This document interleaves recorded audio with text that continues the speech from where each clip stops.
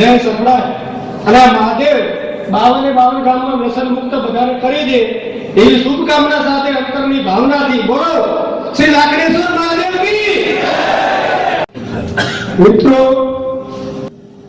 બહારથી આવેલ મહેમાનો શ્રી આર ચૌધરી સાહેબ, શ્રી અશ્વિનભાઈ અને ઘણા સમય પહેલા શંકરભાઈ ચૌધરીએ મારી જોડે વ્યક્તિગત બી એક વાર વાત કરી મારા ઘેર આવ્યા ત્યારે વ્યસન મુક્તિ માટે તમારા સમાજમાં કેવું છે? બધું સર મારી હિંમત નથી.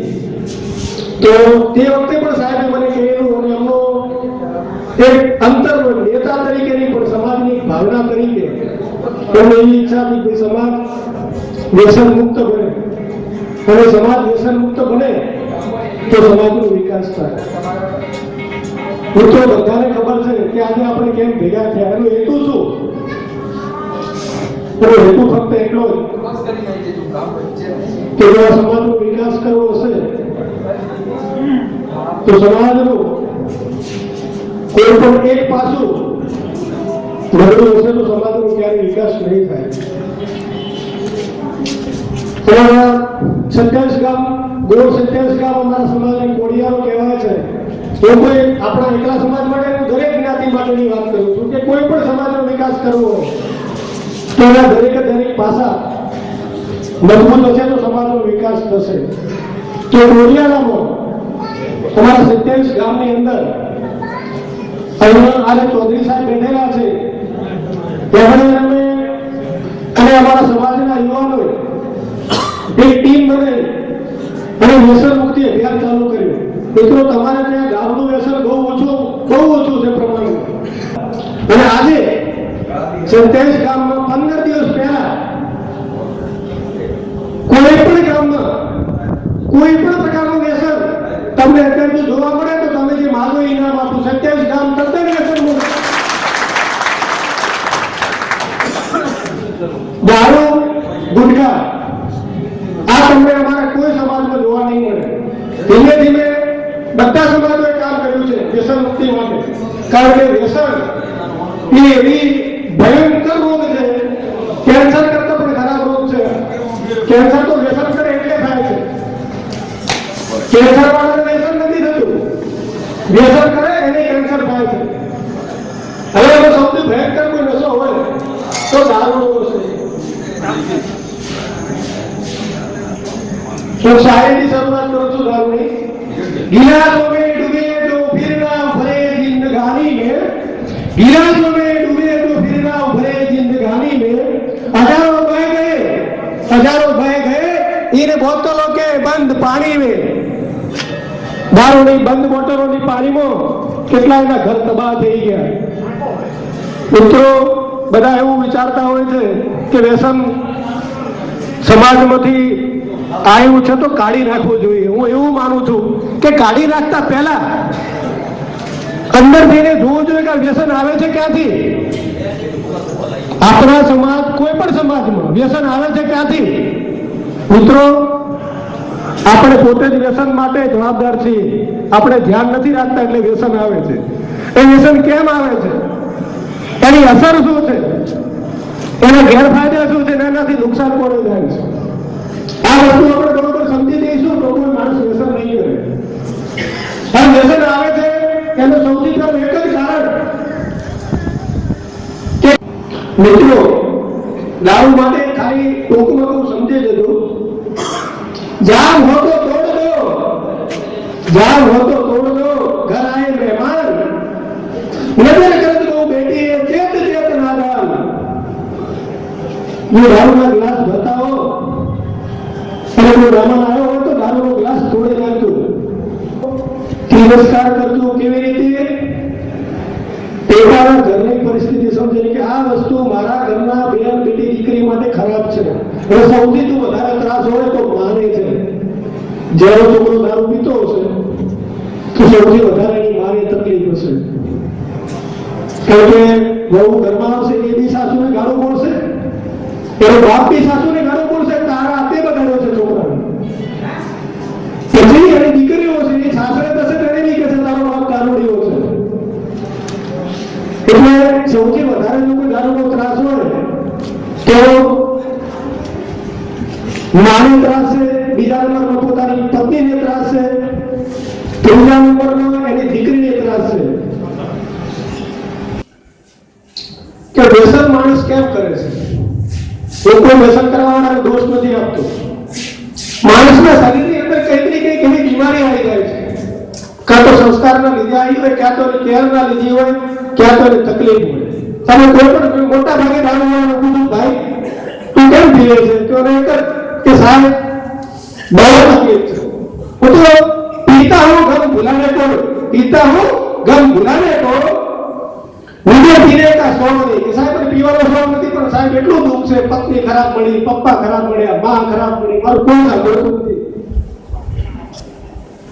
મિત્રો આ કાયરતાની નિશાની છે. આ બધું કાયરતાની નિશાની છે. કાયર માણસ જ વ્યસની વળગે છે. જે વિસ્તારની અંદર સિંહ જન્મતા હોય એવા 4 સિંહનો નામ લીધો. બીજો એક સિંહ છે શંકર ચૌધરી, જે તમારા સમાજનું નામ રોશન કર્યું છે. આ સંતોનો એ રાજકીય નેતાની સાથે સાથે સમાજની સતત ચિંતા કરે છે માણસ. તો હવે સિંહની જમીન હોય કે સિંહની ભૂમિ હોય, જે ધરતી સિંહ પેદા કરતી હોય અને એના લીધે ચૌધરી સમાજનું નામ ઇન્ડિયા લેવલે હોય, તો ત્યાં વ્યસન ના હોવું જોઈએ, ના હોવું જોઈએ, ના હોવું જોઈએ.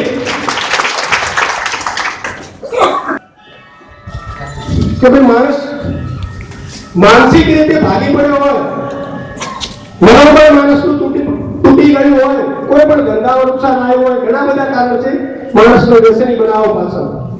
તો સૌથી પહેલા માણસે પોતાનું મન મજબૂત કરવું પડશે. ગમે એટલું વ્યસન હોય કે ગમે એટલો માણસ તૂટી પડેલો હોય, ભાગી પડેલો હોય, જો મન મક્કમ હોય તો દુનિયામાં માણસ ધારે કરી શકશે.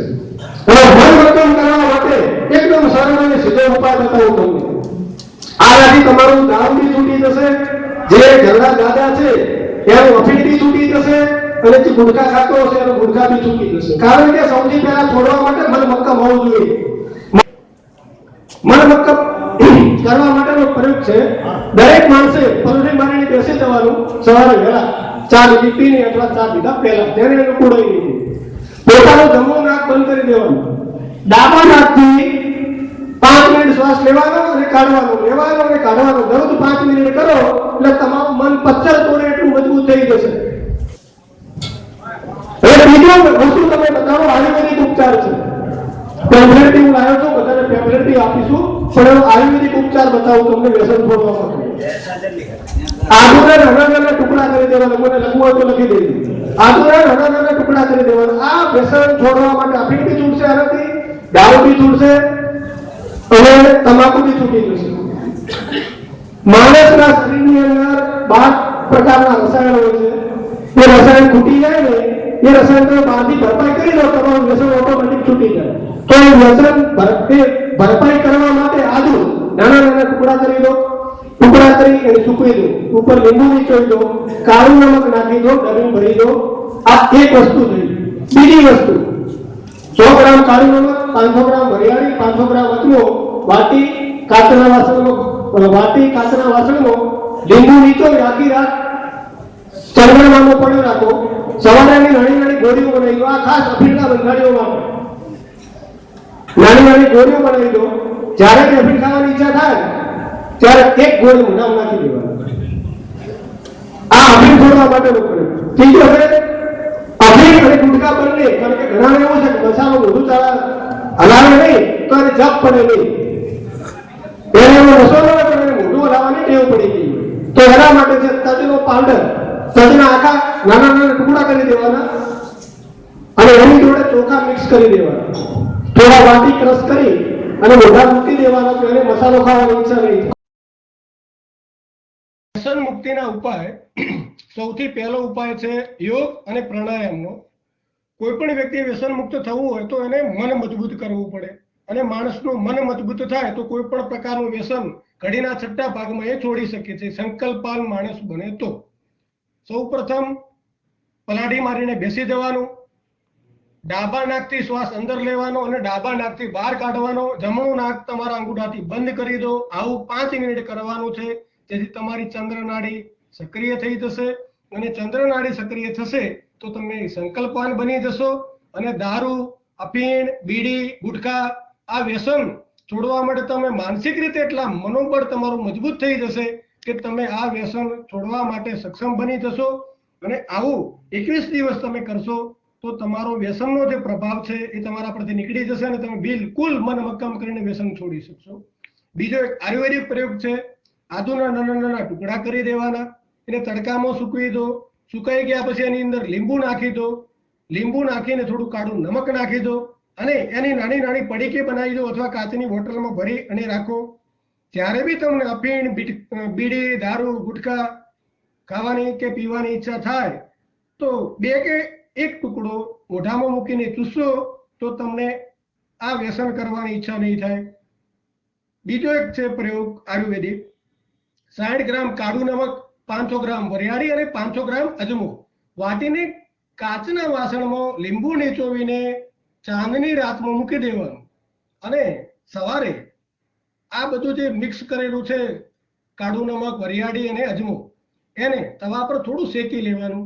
થોડું શેકાઈ જાય પછી નીચે ઉતારી દેવાનું. એની અંદર થોડું પાણી છાંટવાનું અને નાની નાની ગોળી બનાવી દેવાની.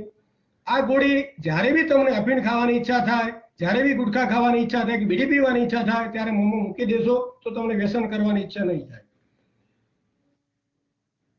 ત્રીજો એક પ્રયોગ છે એ સ્પેશિયલ દારૂ પીવા વાળા માટે છે. જે લોકો પિયક્કણ છે, પીધા વગર ચાલતું જ નથી, એમના માટેનો આ પ્રયોગ છે. કાળી 250 ગ્રામ આ પ્રયોગ છે. આ પ્રયોગમાં 250 ગ્રામ અજમો 2 લીટર પાણીમાં વાટીને ઉકાળવાનું. જ્યારે આ પાણી 1 લીટર રહી જાય ત્યારે માટીના વાસણમાં ઘડીને લઈ લેવાનું અને જમતા પહેલા 1 કપ પી લેવાથી દારૂ પીવાની જે તલબ લાગે છે એની ઈચ્છા થાય છે ક્યારે નહીં થાય અને દારૂ બિલકુલ છૂટી જશે. હવે હોમિયોપેથિક ઉપાય છે દારૂ છોડવા માટેનો. કોઈ પણ ડોક્ટર જોડે કે હોમિયોપેથિક દુકાનમાં જશો અને તમે જેની રિક્વેસ્ટ કરજો કે મને સલ્ફર નામની વ્યસન મુક્ત થવા માટેની દવા જોઈએ છે તો એ તમને દવા બનાવી આપશે અને એ દવા તમે જીભ પર 2-3 દિવસ કે 2-3 મહિના માટે જે બી આપે, જેવું તેનું વ્યસન, ધારો કે સામાન્ય વ્યસન હશે તો 2-3 દિવસમાં છૂટી જશે અને બહુ મોટું વ્યસન હશે તો 2-3 મહિનાની અંદર તો બિલકુલ છૂટી જશે. તો આ જે પ્રયોગો કર્યા આ બી એકદમ બહુ ઓછા ખર્ચાળ પ્રયોગ છે.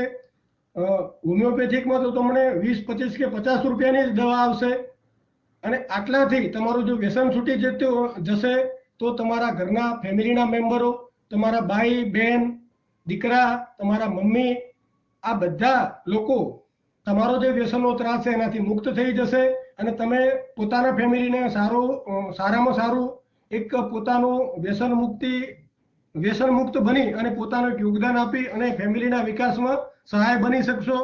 આ જે બી મેં પ્રયોગ કર્યા છે એ કોઈ પણ નિષ્ણાત માણસની સલાહ ચોક્કસ લેજો. કોઈ પણ યોગ અને પ્રાણાયામના નિષ્ણાતની સલાહ લેજો, આયુર્વેદિકના નિષ્ણાતની સલાહ લેજો અને હોમિયોપેથિકના નિષ્ણાતની સલાહ લેજો અને બિલકુલ એકદમ ફ્રી પ્રયોગ છે. આ પ્રયોગ તમે ચોક્કસ કરજો તો તમારું જીવન સુધરી જશે અને કેટલાય લોકોના જીવન સુધરી જશે. જય હિન્દ.